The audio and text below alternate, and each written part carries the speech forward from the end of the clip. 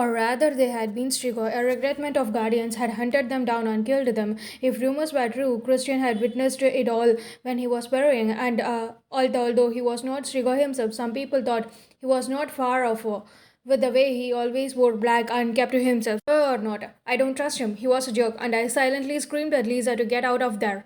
Not that my screams did much good. Stupid one way won't. What are you doing here? She asked. Taking in the sights, of course, the chair with the trap of it's particularly lovely this time of year. Over there, we have an old box full of writings of the blessed and crazy Valdemar. And let's not forget that beautiful table with no legs in the corner. Whatever. She rolled her eyes and moved towards the door, wanting to leave, but he blocked her way. Well, what about you? He taunted. Why are you up here? Don't you have parties to go to or lives to destroy? Some of Lisa's old spark returned. Wow, that was hilarious. I like a rat of passage now. Go and see if you can piss off Lisa to prove how cool you are. Some girls I don't even know yelled at me today, and now I have got to deal with you. What does it make to be left alone? Oh, so that is why you are up here for a pity party. This is not a joke. I'm serious. I could tell Lisa was getting angry. It was trumping her yearly distress. He shuddered and leaned casually against the sloping wall. So am I. I love pity parties. I wish I could bought the hats. What do you do want to move about first? How it is going to take you a whole day to be popular and loved again? How you will have to wait a couple weeks before Holastial came ship out some new clothes? If you spring for rush shipping, it might not be so long. Let me leave, she said angrily, this time pushing him aside. Wait, he said. As he reached the door, the scarum disappeared from his voice. What was it like? What was what like? She snapped. Being out there away from the academic? She hesitated for a moment before answering, caught off guard by what seemed like a genuine attempt of a conversation. It was great. No one knew who I was. It was just another face, not Morai, not Royal, not anything. She looked down at the floor. Everyone here thinks they know who I am. Yeah, it is kind of hard to outlive your past, he said bitterly. It occurred to Lisa at that moment, and me too by default, just how hard it might to be Christian. Most of the time, people treated him like he don't exist, like he was a ghost. They don't talk to or about him. They just don't notice him. The stigma of his parents' crime was too strong, casting it shadows onto the entire Ozira family. Still, he pissed her off, and she was not about to feel sorry for him. Wait, is this your pity party now? He laughed, almost approvingly. This room has been my pity party for all now. Sorry, said Lisa. I was coming here before I left. I have got a longer climb. Squatters' rights. Besides, I have to make sure I stay near the chapel as much as possible. So people know I have not gone Strigoi yet. Again, the bitter tone rang out. I used to always see you at Mass. Is that the only reason you go? To look good? Strigoi could not enter holy grounds. More of that signing against the world thing.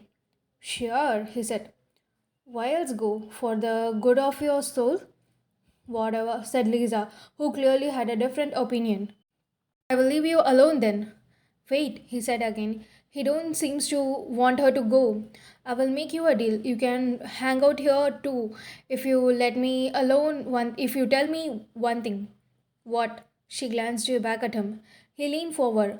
Of all the rumors I heard about you today, and believe me, I heard plenty. Even if no one actually told them to me, there was one that don't come up very much. They discredited everything else. Why you left, why you did out there, what you did out there, why you came back, the specialization, what Rose said to Mia, blah blah blah.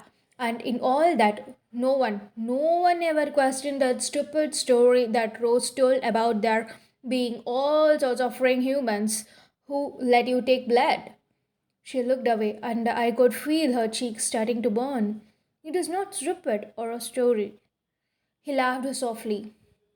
I have lived with humans. My aunt and I stayed away after my parents died. It is not that easy to find blood. When she don't answer, he laughed again. It was Rose, was not it? She fed you.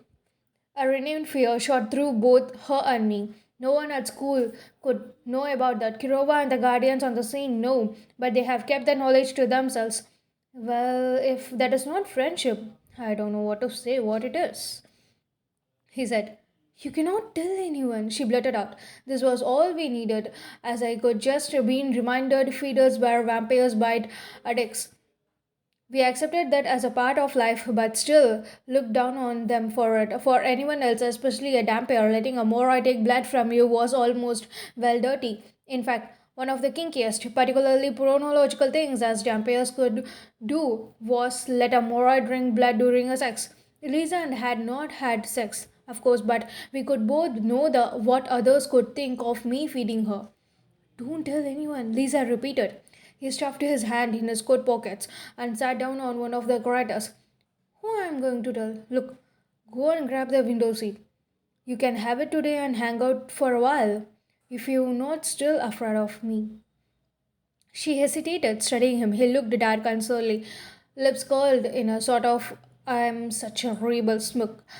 But he don't look too dangerous.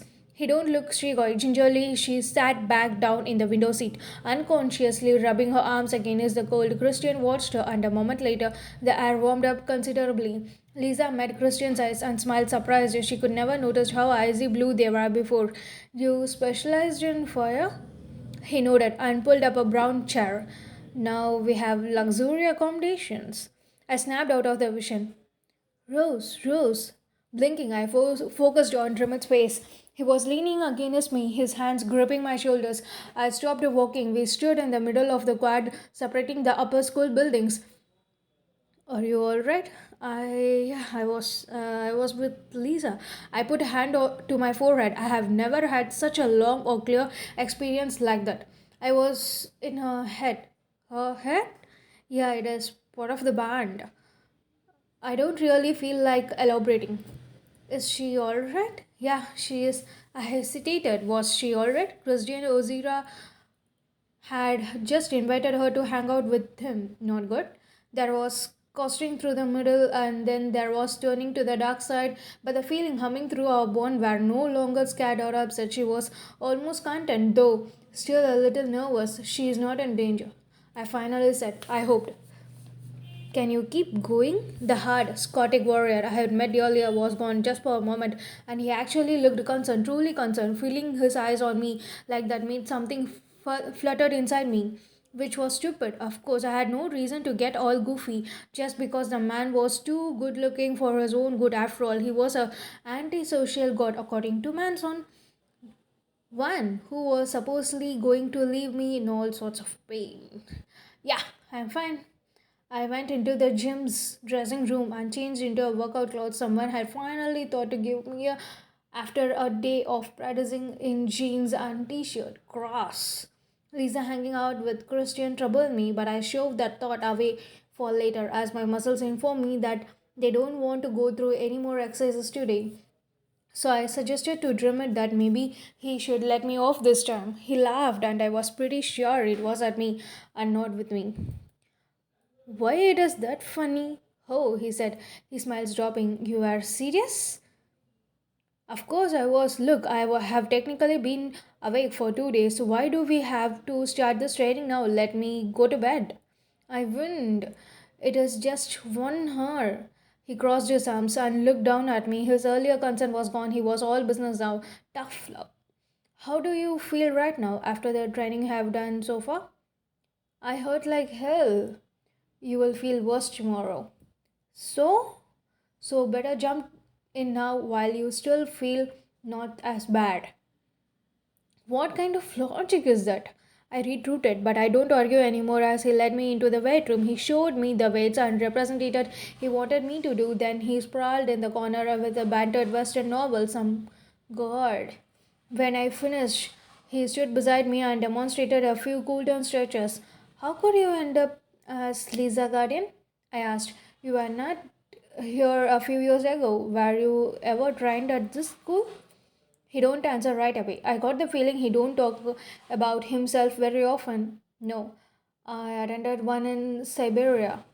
Wow, that has got to be the only place worse than Montana. A glint of something, maybe amusement sparked in his eyes, but he don't acknowledge the joke. After I graduated, I was a guardian of a Zilok's lord. He was killed recently. His smile dropped. His face grew dark. They sent me here because they needed extra on campus. When the princess turned up, they assigned me to her. Since I have already been around, not that it matters until she leave the campus.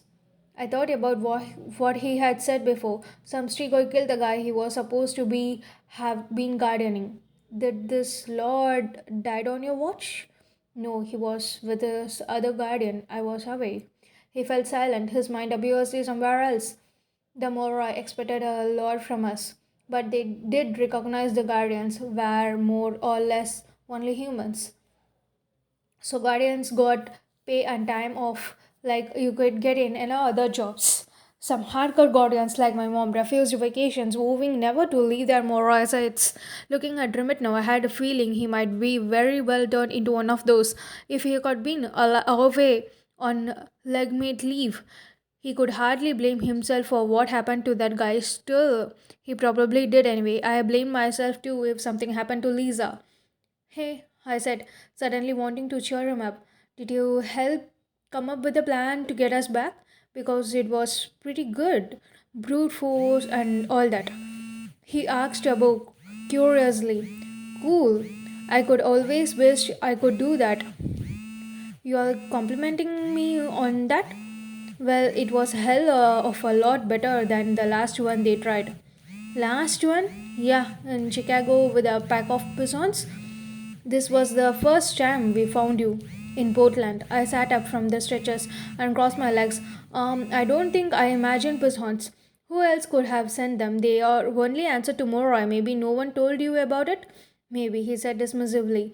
I could tell by his face he don't believe that. I returned to the non-voice room after that. The Mora students lived on the other sides of the quad, closer to the commons.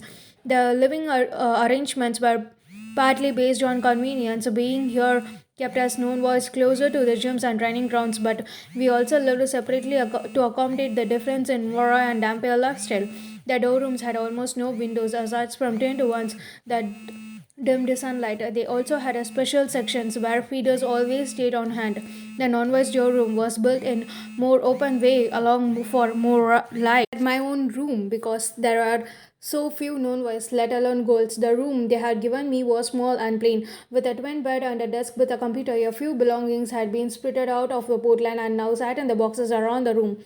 I rampaged through them, pulling out a t-shirt to sleep in. I found a couple of pictures as I did, one of the Lisa and me at a football game in Portland, and another taken when I could have gone on a vacation with our family a year before the accident. I sat them on the desk and booted up the computer. Someone from tech support had helpfully given me a sheet with instructions for renewing my email account and setting up a password. I did both happy to discover no one had realized this could serve as a way for me to communicate with Lisa. Do tried to write to her now. I was about to turn everything off when I noticed I already had a message from Janny Hathaway. It was short. I'm glad you are back. What you did was inexcusable. Love you too, Mom, I muttered, shutting it all down.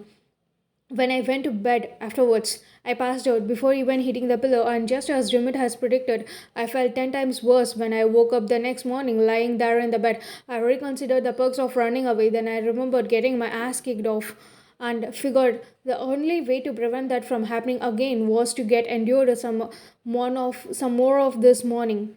My soreness made it all that much worse, but I survived the before school practice with the Drummond and my subsequent classes without passing out or fainting. At lunch, I dragged Lisa away from Natalie's table early and gave her a Kirova worthy lecture about Christian, particularly casting her for letting him know about our blood arrangements. If that got out, it could kill both of us socially, and I don't trust him not to tell. Lisa had other concerns. You were in my head again, she exclaimed. For that long. I don't do it on purpose, I argued. It just happened, and that is not the point. How long did you hang out with him afterward? Not that long. It was kind of fun. Well, you cannot do it again. If people find out you are hanging out with him, they will crucify you. I eyed her wearily. You are not like into him, are you? She scoffed. No, of course not. Good, because if you're going to go after a guy, steal or run back. He was boring, yes, but safe. Just like Natalie. How come all the harmless people were so lame? Maybe that was the definite of safe. Maybe that was the definition of safe. She laughed. Mia could claw my eyes out. We can take her. Besides, he deserves someone who does not shop at Gap Kids. Rose, you have got to stop saying things like that. I'm just saying what you want. She is only a year younger, said Lisa. She laughed. I cannot believe you think I'm the one who is going to get us in trouble. Smiling was we strolled towards class. I gave her a sidelong glance. As we strolled towards class, I gave her a sidelong glance. Auron does look pretty good though. Huh? She smiled back and avoided my eyes. Yeah, pretty good. Oh, you see, you should go after him. Whatever, I'm fine after being friends now. Friends who used to stick their tongues down each other's throats. She rolled her eyes. Fine, I let my teasing go. Let Auron stay in the nursery school, just so long as you stay away from Christian. He's dangerous. You're overreacting. He's not going Strigoi. He is a bad influence. She laughed. You think I'm in danger of going Strigoi? She don't wait for my answers. Instead, pushing ahead to open the door to our science class. Standing there, I uneasily replayed her words and then followed a moment later. When I did, I got to see the royal power in action. A few guys, with giggling, watching girls, were messing with a gangly looking Morai. I don't know him very well, but I know he was poor and certainly not royal. A couple of his Tomoras were our magic users. They had blown the papers off his desk and were pushing them around the rooms on current of air while the guy tried to catch them. My instincts urged me to do something, maybe go smack one of the air users, but I could not pick a fight with everyone who annoyed me, and certainly not a group of royals, especially when Lisa needed to stay off their radar. So I could only give them a look of disgust as I walked to my desk. As I did, a hand caught my arms. Jessie. Hey, I said jokingly. Fortunately, he don't appear to be practicing in the torture session. Hands off the merchandise.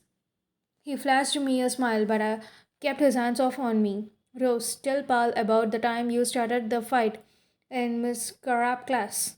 I cocked my head towards him, giving him a playful smile. I started a lot of fights in her class.